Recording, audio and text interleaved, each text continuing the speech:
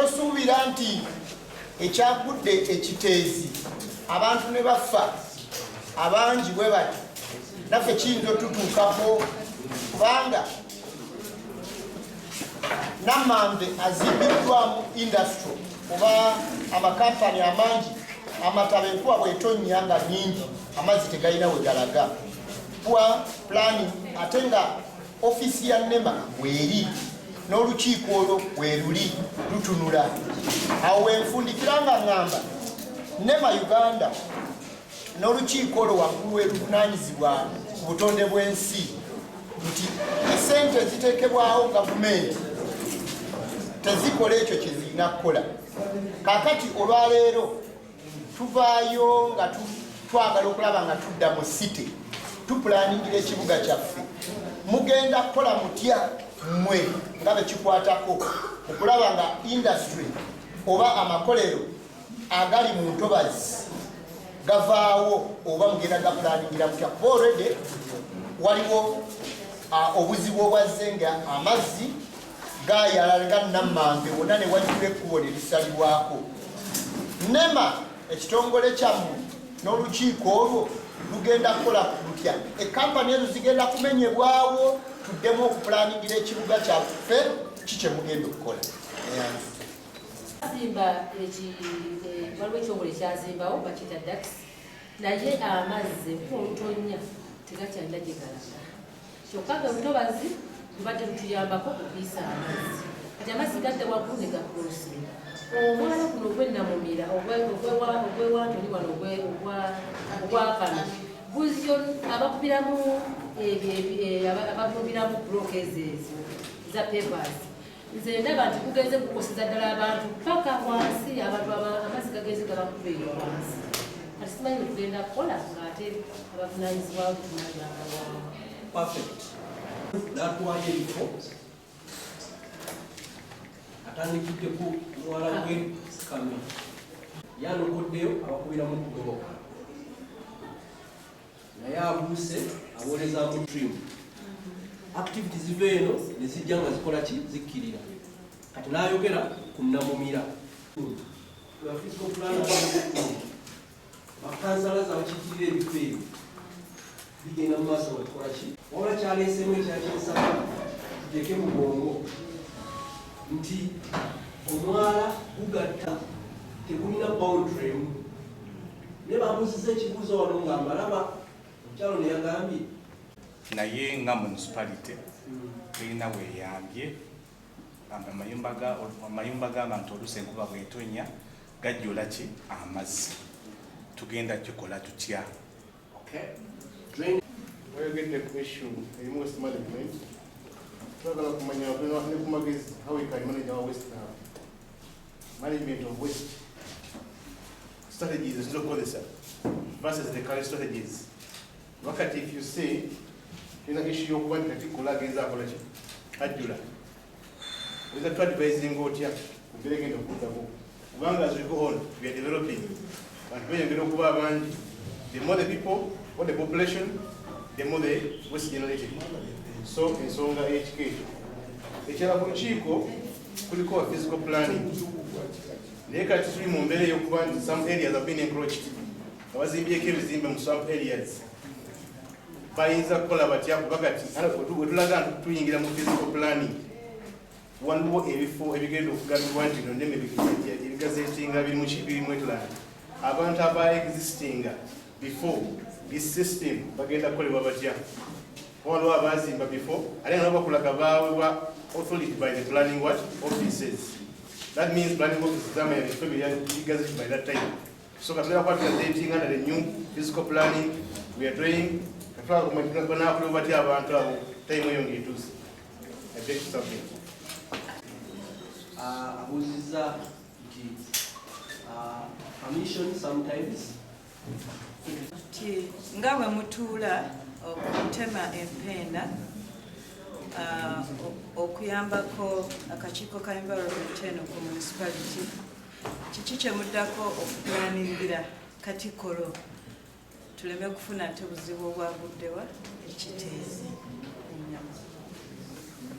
Right now entawo otonzirwa entawo njogezi nagenza okusanga ng'ennyumba empya mweziri zimeruka kyokka tuli eno tusoma so nze nsabanga ffe abamukono municipal council twetereze kubanga alina ofa abagaba plans naye ate ne tubawa mu bukyamu ekiseera kigenda kutuuka nti ate mukole ki muveewo and yet fe abaabawa that authority.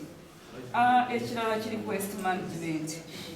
As Mukono Municipal Council, yo Kasasiro atufukidde Kasasiro.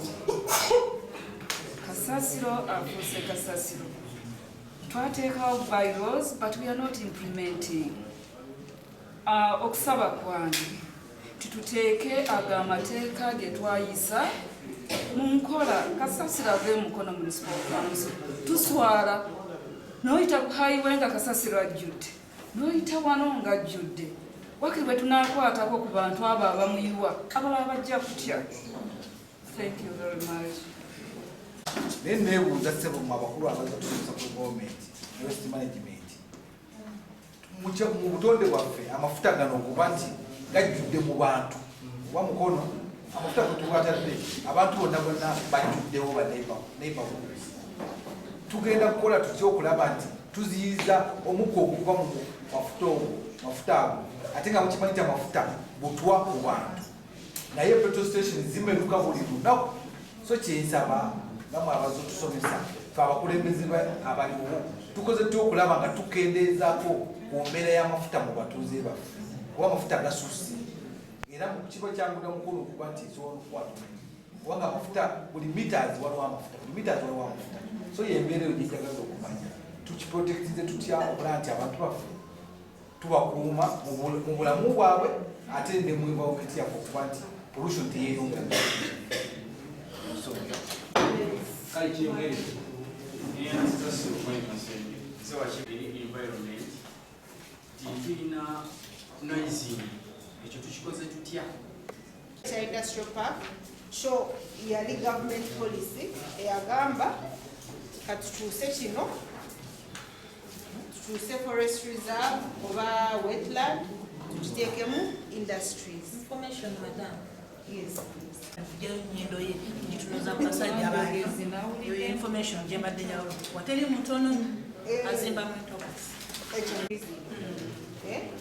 atena industries zino okukola kino okweyongera kubanga demands nazo nyingi so oluusi tebalina we bateeka gavumenti esalawo negamba katukyuse kino ekintu tuteekemu kino ne waste management bwetyo tutandikira wansi nga tugenda waggulu.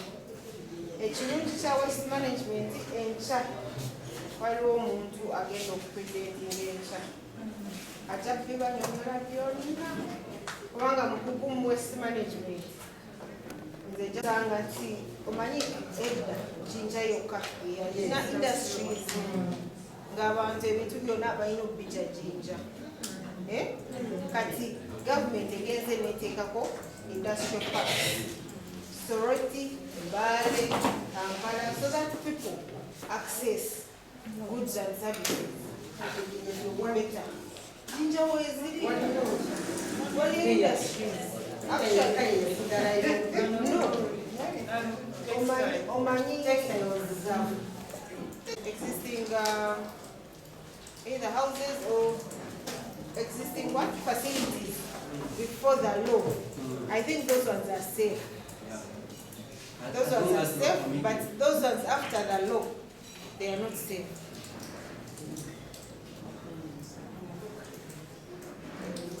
Then noise pollution. I think noise pollution, we know quality. We know kuandika. If you are noise, in a section you are noise. The color inspections they show.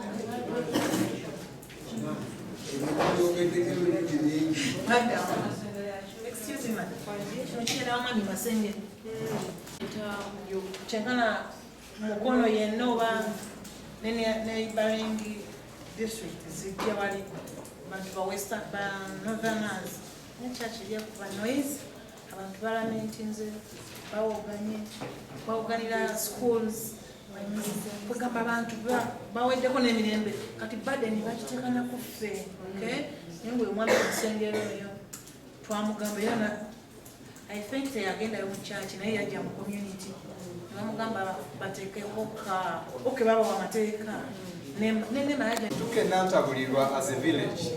There is a church, a mosque, there is even a primary school muzigiti wejini. Nenga ate era church yajja ne bagula at that very neighborhood bawula boundary nabo ne bateekawo tent. Era bakoleza ebidongo byabwe ne baleekaana naye nga there is even children abateekeddwa okuba nga bakola ki nga basoma. Era ensonga ezo zatuukako ne mu ofiisi ya RDC. Bwenjogerera kati ensonga ezo ziri mu office of the presidency. Naye nga n'okutuusa kati tebannabaako ne kye bakola ki ne kye basalawo ku mbeera efaanana bwe.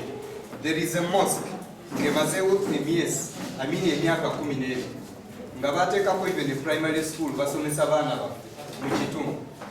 Era osizivuddeyo n'abakulembeze abalala bonna ne bagamba nti kyali kikyamu ate abalokole okujja okuteekawo ki church awo wennyini. Kubanga ensaba y'abasiraamu yo si yakuleekaana. Ensaba y'abalokole yo waliwo okuleekaanya ku bidongo. Ndowooza mulaba okutataaganya balinga basaba ate era ogezaako okutataaganya abaana nga bakola ki nga basoma. Naye nze kyendowooza bino byonna twandibadde tetubyogerako nnyo. Byandibadde biri solved only that obukulembeze bwaffe buli compromise, especially ba administrators abalina okusalawo ku nsonga eyo. Nga bw'okiwulira mu Kiwanga nakyo kiruddewo era kimaze ebbanga ddene. And in most cases churches zino ezisinga oziwulira nti zirimu abanene. Bw'onoonya abanene be baani batugamba nti bamagye. Oli n'akugamba nti sisobola kugenda ne bw'abadibbisa akugamba ne bwe naatuuka erinja kusangayo mukama wange mukubire salute. Kakati buli awulira obubaka buno bwonna nga kimukwatako ke kaseera abantu bano abali mu kuvaako embeera efaanana bweti. We need to address this issue fenna tukwatire wamu. Bwe kiba nga kikyamu tugambe nti kikyamu, naye bwe tutaakikole amateeka abantu bagenda kukwekolerako bennyini ate tuveewo tubakwate tubasibe ate nakyo tukivumirire nti nakyo kikyamu. It's better we take action. Control of noise.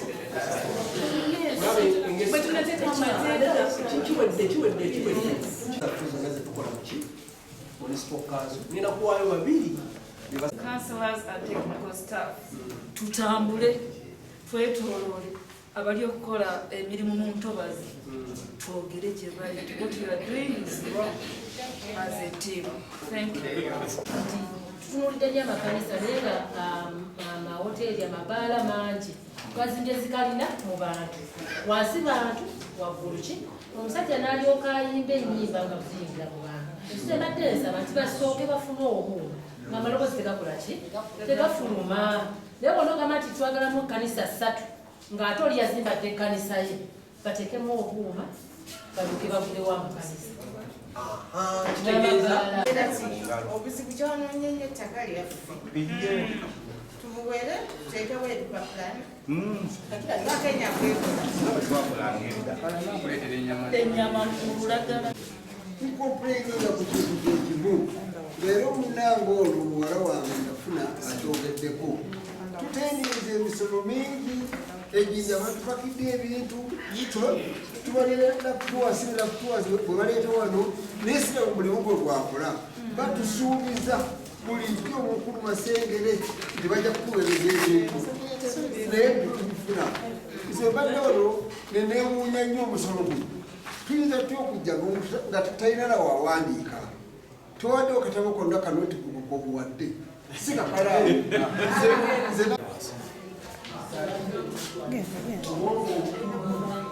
Okwasagayo ensonga okuteekateeka nalimu ne bagamba Masengere yasinga okubeera neki mu puroguramu eyo. Kati olwali tugenda kimanya kituufu oba siki okulaba nti Masengere kubanga oli wagamba kanisa ezimu zibeere mu kanisa badde busabi kubanga osanga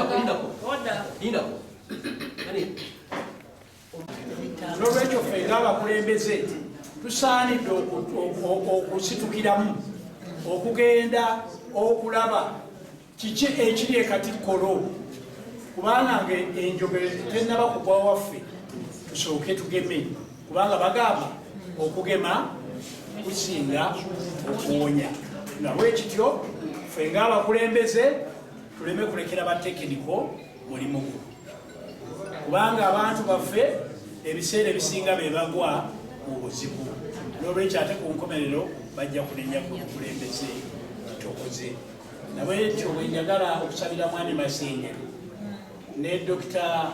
Mugerwa okukola arrangement okulaba oba mutwala komiti oba mutwala kanso yetegereza embeera ekwatagana ne kasasiro management katikkolo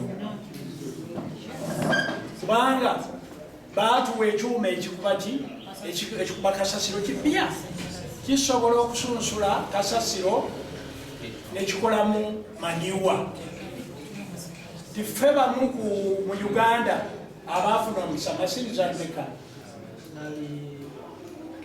zaali 5 mu Uganda ffe bannambeemu abaasooka okufuna ekyuma ekyo ekikuba kasasiro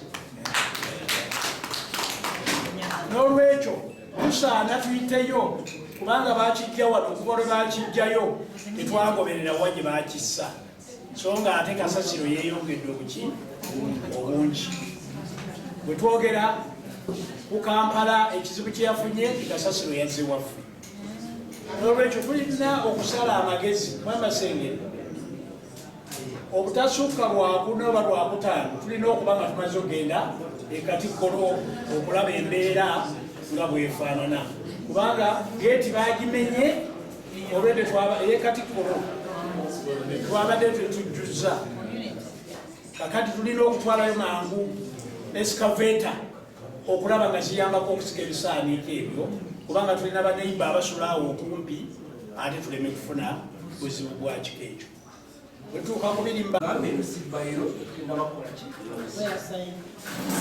naye tekituganda ate kukola ki kukola kulongoosa kiki kubanga waliwo amateeka amalala tusobola okukola ki kati tukyalinda process tebulaba ku makyawo tuba tuliwano tubuza abantu tubagamba bayiro zaffe twaziweereza mulinda kyo zitwakumbirira tutandika okukola ki ebintu ebisinga mwami Masengero abitusomesezza naye obulwadde ennyo bwakuteeka mu nkola nti okusomesa kulungi naye nze nzikiririza nnyo mu kukola bw'omaze okusaba akoma akamaloboozi okozeewo ki kubanga tetujja kusomanga tusomi tubigule tubiteekaawo ekyo kiggweeraawo n'olwekyo kyetwetaaga okukola nti bwe tudimandinga nti katikkolo yeetaaga okukola kino ne kino tugendera tulabe nga kikoleddwa katikkolo twasaba 3 phase eyalayini z'amasannyalaze simanyi oba akyogeddeko wano gatuuseewa bannange ekyuma kiri kye baatuwa kyakutuyambako obuzibu ng'obwo butatugwira waliyo bagatuusaako single phase amasannyalaze twagasaba naye amasannyalaze okutwalayo transformer eya 3 phase kyetaaga ki sente muwulirize nnyo bawonaliku kubanga bino byebituleeta mu kansu guests and protocols observed. Sorry, I'm not so good at that part. But I really appreciate being here. Before I go into the waste element of things, I want to make 2 comments. First of all, I want to say that you're extremely lucky to work with George as your advisor, with the mayor and his colleagues, because it's been super impressive for us to work with them as a team. They are as good as our GGI staff is, so you know it's something I would like to start with. Secondly, I want to mention that this morning we visited Quality Plastic. Such an impressive factory with such strong focus on recycling. If you talk about putting your money where your mouth is and following the recycling path. I see some familiar faces in the room, I think. I've met some of you you I know for sure, but some of you before. I think we've been coming to Mukono for about 2.5 years. Yes, working with the city on the waste management issue. I want to emphasize again that waste is both physical waste and solid waste and liquid waste. You have two forms of waste, and in the municipality we have been looking and working on both. And I know you, even though I couldn't hear it, I heard you say bylaws. So yes, we've been supporting the municipality with the enabling environment, trying to make sure that the municipality is ready to receive new investments and technology and have the right legal framework in place on both, again, solid and liquid waste. But we also have looked and supported the municipality with the development of the financial and technical feasibility. I saw it again, I saw it on your slides already. I'm so sorry for all the lives that were lost. That didn't have to happen, and it definitely doesn't have to happen again. And again, even though it's really sad what happened, it did start a very important conversation.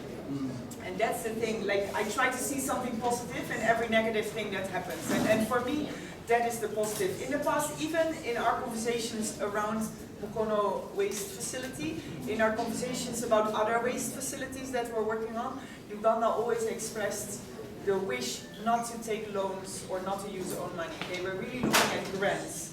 And as Mukono municipality, we've been trying to get grants, and we have not yet been successful. And I think one of the good developments of this really sad happening is that there is now, in the last few days at least, really a shift of thinking. Okay, we, Uganda, we need to invest in waste management. And I think that's a very important discussion that is happening. However, that leads me also to other good news. Our investment project for the municipality was estimated at around 19 million, 19, not 90, 19. Of which about 14 million is for the vehicle sludge treatment, and about 5 million is for the solid waste. Together, we have 14. No, I said not 40, 14 plus 5, yes. Don't want to be misquoted. Together with the municipality, we've been looking at different avenues for financing, and we actually have been able to find an interested financier and investor from Korea. They are hosted under the Ministry of Water and Environment, but they are specifically an investment company for projects like this in fecal sludge and in water. If the land is owned by you, basically, the municipality, they are willing to come in. And this is where the job of the local council starts, I think. And not only you in this room, but the job of many people in influential positions in Mukono. I want to repeat this again. If Mukono, but they also put a timeline on it. If the municipality owns the land and can show this to the investor by the end of this calendar year, 4 months left, then they want to put down the 14 million for the vehicle sludge treatment plant.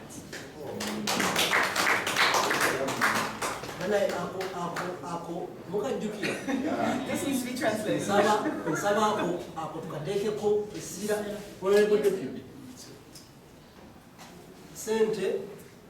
Only if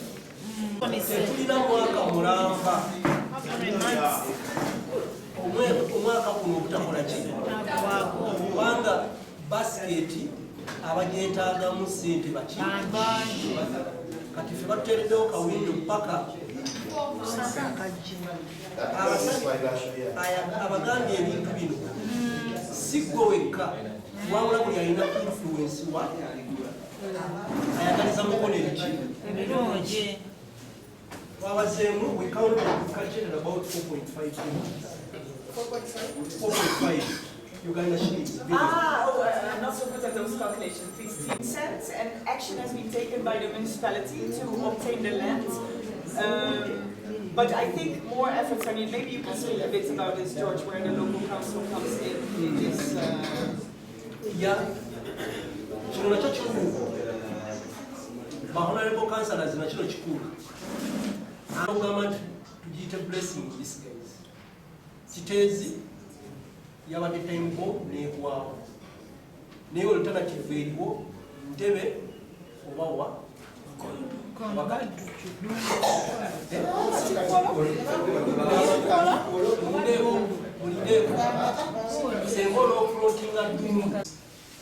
babayita ba licensed waste handlers bali licensed bulungi nnyo era wabanga waliwo contractor yenna osobola okujja ku website yaffe nocheckinga nolaba orodela ali licensed by NEMA. Ali licensed by NEMA tumuwa times and conditions ez'okuhandulinga waste.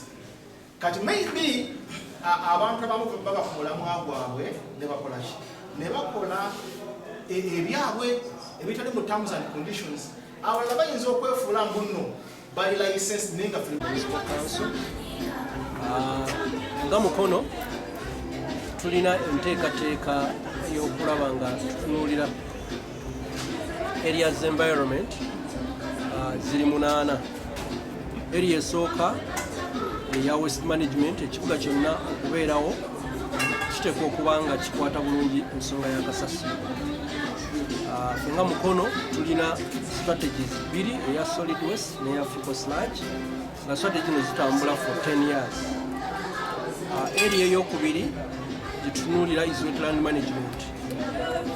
Tumanyi nti eno season abantu abasinga bali mu kwogera ku Muntobazi, olwekyo mu mbeera eyo nga Mukono tukoze enteekateeka y'okulaba nga tumanaginga wetlands for the next 10 years. Area ey'okusatu eya air pollution. Ekibuga kyonna mu nsi yonna abakulembeze balina okulaba nga batunuulira ensonga ya quality ya air abantu gye babeeramu. Naffe nga Mukono tutandise mu process ey'okulaba nti tunuulira air quality. Kubanga bwe tumala okuzimba enguudo tumanyi ebifo bingi nnyo ebigenda okuba nga bikulaakulana, ate enkulaakulana erina kuba holistic. Ensonga endala gye twagala okutunuulira ng'ekibuga engeri y'okusimbamu emiti to green our municipality. Tukoze enteekateeka y'okulaba nti tuplaninga tudesigninga green belts, tusimbemu emiti egy'enjawulo olwa value emiti gye girina. Emiti gituyamba mu bintu bingi nnyo okumodulatinga climate, era nga tulowooza nti bwe tunakikola obulungi ekitundu kyaffe kijja kuba kyeyagaza. Green parks nazo zijja kukolerwa emiti egyo gye tugenda okusimba. Ensonga endala gye twagala okutunuulira ng'ekibuga kyekya noise. Tumanyi nti ebifo bingi nnyo ebigeneratinga noise nga amabaala, amakanisa n'ebifo ebyenjawulo n'emmotoka drives. Twagala kati kulambika bulungi nnyo buli kimu bwe kirina okukola. Ensonga eyokusatu gye twagala okutunuulira, endala gye twagala okutunuulira yeya sanitation, obuyonjo mu kibuga. Sanitation tutwaliramu amazzi, kabuyonjo n'ebintu ebiringa ebyo, twagala tubitwale nawe bikulu. Ensonga endala gye twagala okutunuulira ng'era mu kibuga, endala gye tutadde mu nteekateeka y'okulaba nti tuplaninga. Tuvula nga Mukono Municipal Council tukoze physical development plan, era tugitunulira nga tutuulo emu gye tugenda okukozesa okulaba nga tudevelopinga bulungi ekibuga kyaffe. Tudizayininge tugambe these are ecological parks, these are green parks, tuziteekewo tusobole okuba nti tukulaakulanya bulungi ekibuga Mukono. Mu biseera by'enkuba nja kitunuulira mu nsonga 3. Esooka, biseera by'enkuba, enkuba buli lwetonya amazzi gaba mangi, olwekyo tuyita flash floods zijja because enkuba yakamala okutonya. Kati ezo oluusi zitera okubeera ez'obulabe eri abantu, zitya nti enkuba emala okutonya abantu abali mu low-lying areas bafuna floods. Kati ffe kye tukoze nga Mukono tukoze models, tukoze flood risk maps ezitulaga bifo ki ebisinga okubeera mu buzibu oba mu katyabaga, tusobole okubiteekerateekera oba n'okubiplaningira okusinziira ku tekinologi aliwo. Ensonga ey'okubiri gye tutunuulira oyogera ku enkuba etonnya oba amataba. Enkuba etonnya z'endwadde, tukimanyi nti waliwo endwadde ezireetebwa amataba.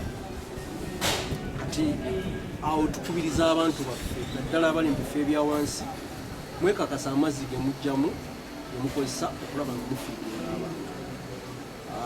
Ekyokusatu kye tutunuulira bw'olwogera ku nkuba kikyokulaba nti abantu tebaluuzinga bulamu.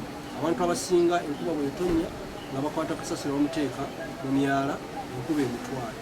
Naye Kasasiro gy'alaga ayogera kwonoona nguudo kubanga blockinga drains. Culvert lines zonna aziblockinga ne bavaamu obuzibu obw'enjawulo.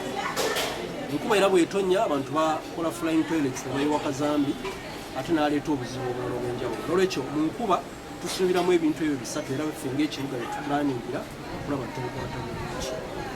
Ogera okulaba nti kikola kikifuluma bulungi.